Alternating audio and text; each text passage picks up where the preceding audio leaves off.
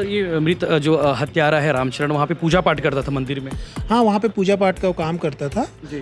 और ये साथ में इसको रखा हुआ था। आसपास लोग उसे पुजारी कहते थे पूजा पाठ करने। हाँ, पूजा करने वाले को पुजारी तो कर ही देते हैं। जी जी जी। तो इसलिए पुलिस ने बेसिक पुलिसिंग किया और लोगों का बयान भी बहुत सारे दर्ज किए गए थे। उस दौरान ये पता चला कि ये हमारे लिए प्राइम सस्पेक्ट शुरू से रहा है। तो ये रामचरण शुरू से प्राइम सस्पेक्ट रहा था, तो फिर इसके पीछे पुलिस पड़ी रही, क्योंकि हम लोगों ने कभी छोड़ा नहीं था, क्योंकि ये अंधे कत्ल का मामला था। तो फिर धीरे से पुलिस के द्वारा पूछताछ करने पे लोगों से बयान लेने के पश्चात ये कि हम लोग का जो है वो जो डाउट था वो क्लियर हुआ और ये प्राइम सस्पेक्ट के रूप में रहा। ये पता चल गया कि रामचरण जो है फरार है, मरा नहीं है, वो कहीं ना कहीं जिंदा है, एक्टिव होता है, आता है। रसवाड़ा के मंदिर में 30 जुलाई को एक लाश मिलती है। लाश अध जली होती है, सिर की पहचान नहीं हो पाई थी, यानी कि उस लाश की पहचान नहीं हो पाई थी। सिर का हिस्सा जो है पूरी तरह से जल चुका था। पुलिस के पास बड़ा सवाल था कि आखिर वो मरने वाला शख्स कौन है और मारा कौन है। पुलिस को ये लग रहा था कि उस मंदिर में एक पुजारी टाइप का एक युवक रहता था जिसका नाम रामचरण है, जो इस मामले में आरोपी है और जिसने हत्या की है। पुलिस को उस वक्त ये लग रहा था कि कहीं रामचरण की लाश तो नहीं है। पुलिस मामले की जांच करती है और 6 महीने बाद आज खुलासा होता है कि आखिर वो लाश किसकी थी और हत्यारा कौन था। पूरे मामले का खुलासा आज दुर्ग पुलिस ने किया। हमारे साथ एडिशनल एसपी अभिषेक झा जी हैं। सर बताएंगे। सर 30 जुलाई 2023 की घटना थी और आज खुलासा हो रहा है। इन 6 महीनों में क्या कुछ हुआ? ये घटना जो है आपने जैसे बताया कि जुलाई 2023 की घटना है और चौकी अंजोरा से संबंधित है। उस दौरान पुलिस के लिए बहुत बड़ा चैलेंज भी था। ये अंधे कत्ल का मामला था, क्योंकि इसमें मृतक का पहचान छुपाने की भी कोशिश की गई थी हत्या के पश्चात। तो पुलिस ने उस दौरान बहुत सारे सीसीटीवी फुटेज जो है आने जाने के रास्ते में जो भी हो सकता है उस सब चीज़ों फुटेज को कलेक्ट किया था, उसका अध्ययन भी किया था। चूँकि कोई टेक्निकल एविडेंस था नहीं, उसके पास वो मोबाइल कैरी नहीं करता था, तो पुलिस के लिए वो वाला जो बहुत मुश्किल था कि उसको टेक्निकली उसको अपन ट्रैप कर पाए और पकड़ पाए। तो इसलिए पुलिस ने बेसिक पुलिसिंग किया और लोगों का बयान भी बहुत सारे दर्ज किए गए थे। उस दौरान ये पता चला कि ये हमारे लिए प्राइम सस्पेक्ट शुरू से रहा है। तो ये रामचरण शुरू से प्राइम सस्पेक्ट रहा था, तो फिर इसके पीछे पुलिस पड़ी रही, क्योंकि हम लोगों ने कभी छोड़ा नहीं था, क्योंकि ये अंधे कत्ल का मामला था। तो इस दौरान अभी पता चला कि ये इसका आना जाना अभी घर में हुआ है और ये वापस जाने की फिराक में है। तो पुलिस ने इसको ग्रीन चौक के पास स्टेशन के पास इसको फिर गिरफ्तार किया था। जी सर, एक समय में रामचरण को आप लोग मृतक मान रहे थे। ये भी एक खबर आ रही थी कि आप जो रामचरण वहाँ पर रहता था वही मृतक है, लेकिन हत्यारा निकल गया वो। मैं पहले ही बताया कि चूंकि पहचान छुपाने का प्रयास किया गया था, इसलिए पुलिस के लिए बहुत बड़ा चैलेंज था कि वो व्यक्ति है कौन।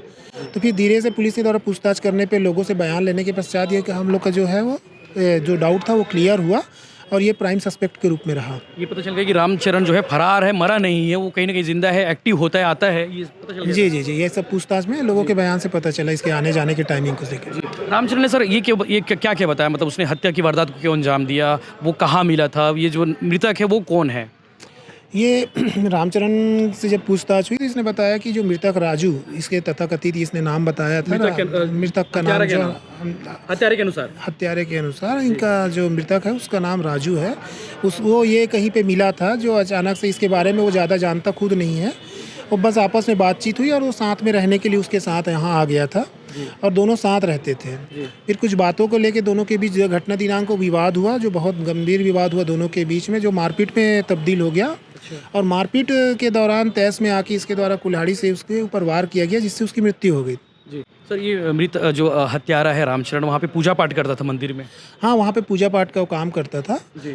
और ये साथ में इसको रखा हुआ था। आसपास लोग उसे पुजारी कहते थे पूजा पाठ करने। हाँ, पूजा करने वाले को पुजारी तो कर ही देते हैं। जी जी जी। बाकी पकड़ाए कैसे सर, मतलब आप लोग को ये इनपुट मिल गया था कि रामचरण आया हुआ है?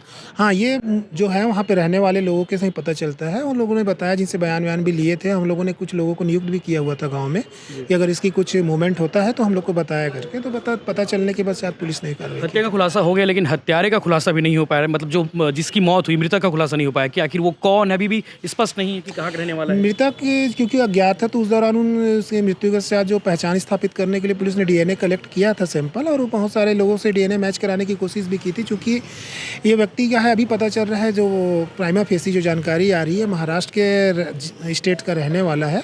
अब पुलिस के द्वारा इससे आगे बढ़ेंगे और उसके टीम भेज के उसकी फिर तस्दीक करने की कोशिश की जाएगी। शुक्रिया सर, थैंक यू।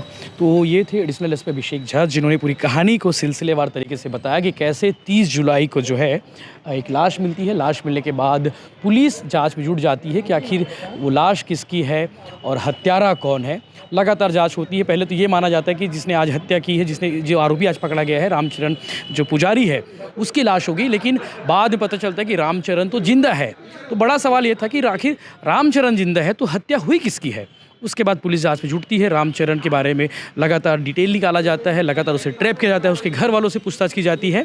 ये बाद में पता चलता है कि रामचरण की हत्या नहीं हुई है, रामचरण एक्टिव है और लगातार वो घूम रहे हैं। और रामचरण को जो है आज जो है पकड़ा गया है ग्रीन चौक दुर्ग से। वो पकड़ाया, पकड़ाने के बाद उसने पूरी कहानी बताई कि एक युवक है जिसका नाम राजू है, मृतक के हत्यारे के अनुसार राजू जिसकी हत्या हुई है, वो जो है उसे स्टेशन के पास मिला। और इसके स्टेशन के पास मिलने के बाद दोनों साथ साथ घूमने लगे, साथ साथ घूमते थे। इनके बीच में दोस्ती हुई। दोस्ती होने के बाद जो है इनके बीच में जो है एक सामान को लेकर जो है विवाद हुआ। और विवाद इतना हो गया कि रामचरण ने अज्ञात जिसका नाम बताया है राजू, उसकी हत्या कर देता है।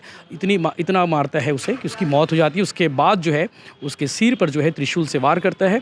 वार करने के बाद उसे जो है पास के लकड़ी रखा होता है, उस लकड़ी से उसके जलाने का प्रयास करता है। तो सिर का जो हिस्सा है, जो कमर के ऊपर का जो हिस्सा है, वो पूरी तरह से जल चुका था। इसलिए पुलिस के लिए काफ़ी जो है अंधे कत्ल की जो गुत्थी थी वो सुलझ नहीं रही थी। लेकिन आखिरकार 6 महीने बाद ये गुत्थी सुलझ गई है।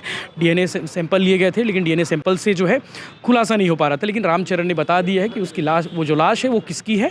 राजू नाम का एक शख्स है जिसके बारे में पता किया गया है, वो आखिर महाराष्ट्र का रहने वाला है, ऐसी खबर है। लेकिन अभी ये कंफर्म नहीं है कि महाराष्ट्र में कहाँ का रहने वाला था, राजू यहाँ क्या कर रहा था।